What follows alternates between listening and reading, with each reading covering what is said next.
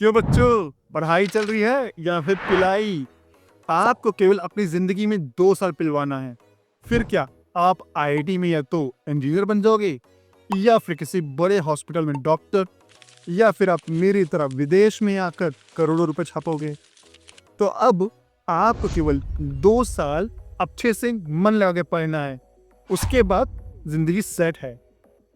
आपको केवल इतना करना है कि बस मेरी वीडियोस फॉलो करने हैं और प्लस मैं जितने भी क्वेश्चंस मैं करा रहा हूं उनको समझना है। फिर मैं गारंटी देता हूं कि आपका जेई फिजिक्स मेंस तो यूं ही निकल जाएगा। बस एडवांस के लिए हमें और आपको थोड़ा सा ज़्यादा मेहनत करनी पड़ेगी। स्वागत है इस वीडियो में।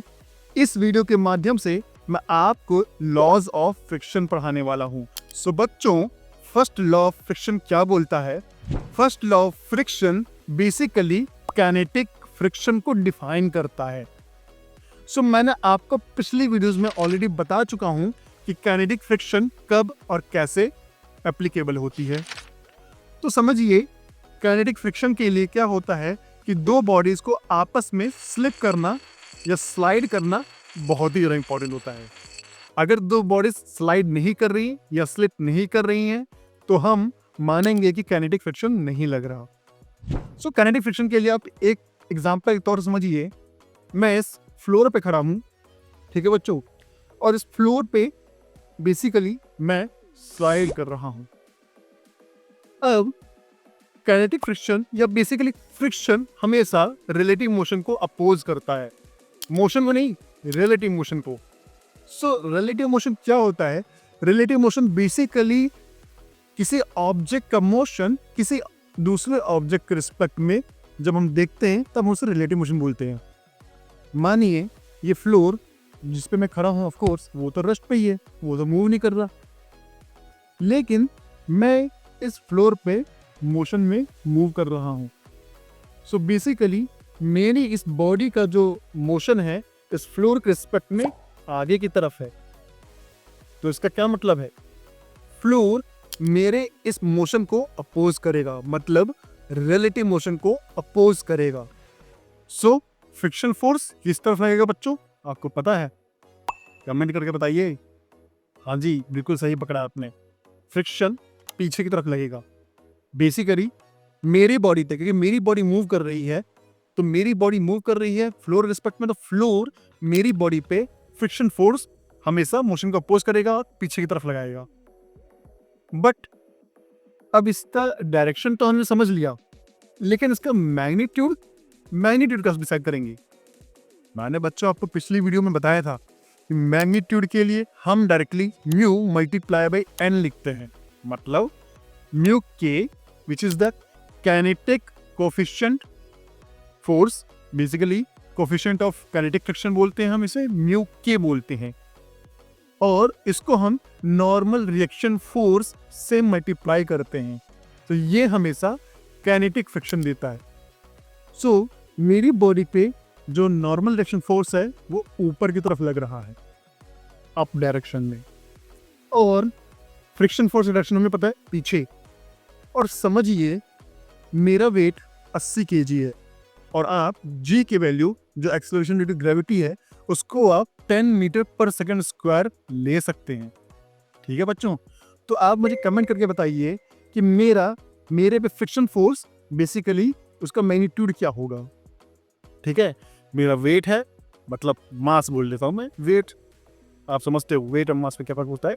तो मास बेसिकली 80 kg है ना बच्चों, और मेरे बॉडी और फ्लोर के बीच में कोफिशिएंट ऑफ फ्रिक्शन 0.2 है। अब आपको निकालना है कि मेरे बॉडी पे फ्रिक्शन फोर्स कितना लग रहा है, और डायरेक्शन तो मैंने ऑलरेडी आपको इस वीडियो में बताए रखा है। सो ये लॉ बेसिकली काइनेटिक फोर्स की मैग्नीट्यूड और डायरेक्शन को डिफाइन करता है। ठीक है बच्चों, अगर आपको जरा सा भी दिक्कत है तो आप मुझे कमेंट करो, मैं आपका जो सोल्यूशन है या आपकी जो कंफ्यूजन हो उसको मैं अगली वीडियो में या फिर कमेंट के थ्रू रिजॉल्व करूंगा। ठीक है बच्चों, तो अब सेकंड लॉ क्या बोलता है? Second law basically static friction के बारे में डिफाइन करता है। सो स्टैटिक फ्रिक्शन क्या होता है? स्टैटिक फ्रिक्शन बेसिकली तब होता है जब दो बॉडीज या दो ऑब्जेक्ट एक दूसरे पर स्लाइड या स्लिप नहीं कर रहे होते, लेकिन बच्चों उनकी स्लिप या स्लाइड करने की टेंडेंसी होती है। मतलब अब देखिए, समझिए, यहां पे दीवार आ रही, अब मैं इस दीवार को क्या करूंगा, पुश करूंगा। अब देखिए, जैसे मैं दीवार को पुश कर रहा हूं, मेरी बॉडी पीछे जा रही है, ठीक है बच्चों। अब इससे क्या होगा, मैंने इस वॉल पुश करके अपने पे एक एक्सटर्नल फोर्स पीछे की तरफ लगाया। तो अगर मेरे और फ्लोर के बीच में फ्रिक्शन फोर्स ना होता तो क्या होता, तो फिर बेसिकली मेरी बॉडी पूरी पीछे की तरफ स्लाइड कर जाती। लेकिन एक्चुअल कंडीशन में आप देखिए, मैं स्लाइड नहीं कर रही, बल्कि मेरी बॉडी सिर्फ बेंट हो रही है, बट मेरा पैर जो है बेसिकली बिल्कुल नहीं मोशन में है। क्यों नहीं है? क्योंकि मेरे बॉडी और फ्लोर के बीच में एक स्टैटिक फ्रिक्शन लग रहा है। मतलब मेरी बॉडी टेंडेंसी पीछे की तरफ है, और जब रिलेटिव मोशन की टेंडेंसी होती है तब भी फ्रिक्शन फोर्स अप्लाई होता है। सो बेसिकली मेरी बॉडी पे, मैं अपनी बॉडी को पीछे की तरफ पुश कर रहा हूं, तो फ्रिक्शन फोर्स आगे की तरफ लगेगा, क्योंकि ये टेंडेंसी ऑफ रिलेटिव मोशन को भी अपोज करता है, क्योंकि मेरी बॉडी पीछे की तरफ मूव करना चाह रही है। तो ये तो डायरेक्शन हो गया। और मैग्नीट्यूड बेसिकली फिर से सेम फॉर्मूला लगेगा, म्यू एस, जो कि इस बार स्टैटिक कोफिशिएंट ऑफ फ्रिक्शन होता है, और उसकी वैल्यू भी हर दो ऑब्जेक्ट के बीच में डिफाइन होती है, जो ऑलरेडी आपको गिवन होगी क्वेश्चन में। So mu S multiply by normal reaction force, जो कि मैं ऑलरेडी पिछले आपको टॉपिक में बता रखा है, मैंने जस्ट पहले बताया कि नॉर्मल रिएक्शन फोर्स क्या होता है। सो नॉर्मल रिएक्शन फोर्स मेरा mg मेरे वेट के बराबर होगा, जो ऊपर की तरफ लगेगा। फिर से एक बार क्वेश्चन है, इस बार मेरी जगह एक सुंदर कन्या खड़ी हुई है, और उस सुंदर कन्या का जो वेट है वो, इस बार मैं वेट नहीं मास बोलता हूं, उस सुंदर कन्या का जो मास है 55 kg है, ठीक है बच्चों। और स्टैटिक फ्रिक्शन उस कन्या के जो पांव हैं और फ्लोर के बीच में स्टैटिक कोएफिशिएंट ऑफ फ्रिक्शन इस बार मैं 0.15 लेता हूं। तो आप मुझे कमेंट करके बताइए कि इस बार उस सुंदर कन्या पे कितना फ्रिक्शन फोर्स लगेगा। और डायरेक्शन तो मैं आपको बता ही चुका हूं, आगे की तरफ लगेगा, क्योंकि मेरे जो बॉडी का जो मोशन है, रिलेटिव टेंडेंसी है मोशन की, पीछे की तरफ है। वैसे ही सुंदर कन्या पे भी जो भी बॉडी की टेंडेंसी होगी वो पीछे की तरफ होगा, जो डायरेक्शन आगे की तरफ लगेगा। So second law basically static friction की डायरेक्शन प्लस मैग्नीट्यूड को डिफाइन करता है। और तीसरा लॉ जो फ्रिक्शन के लिए आपको समझना बहुत जरूरी है और हमेशा काम आएगा, कभी भी आप इंजीनियर बनोगे तो वो चीज आपको हमेशा दिमाग में रखनी है। क्या कहता है थर्ड लॉ बेसिकली बच्चों बोलता है कि फ्रिक्शन फोर्स किसी की वेलोसिटी या एरिया ऑफ कांटेक्ट पे डिपेंड नहीं करता, ठीक है बच्चों। सो अगर इसको एग्जांपल तो मैं समझाऊं, तो अगर जैसे मैं स्लाइड कर रहा हूं, अब मैं इस बार जो अपनी स्पीड है वो मैं बढ़ा दूं, तब भी काइनेटिक फ्रिक्शन बेसिकली, क्योंकि मैं स्लाइड कर रहा हूं तो काइनेटिक फ्रिक्शन लगेगा। टेंडेंसी होती तो स्टैटिक फ्रिक्शन लगता, अगर मैं स्लाइड ना करता टेंडेंसी होती तो स्टैटिक फ्रिक्शन लगता।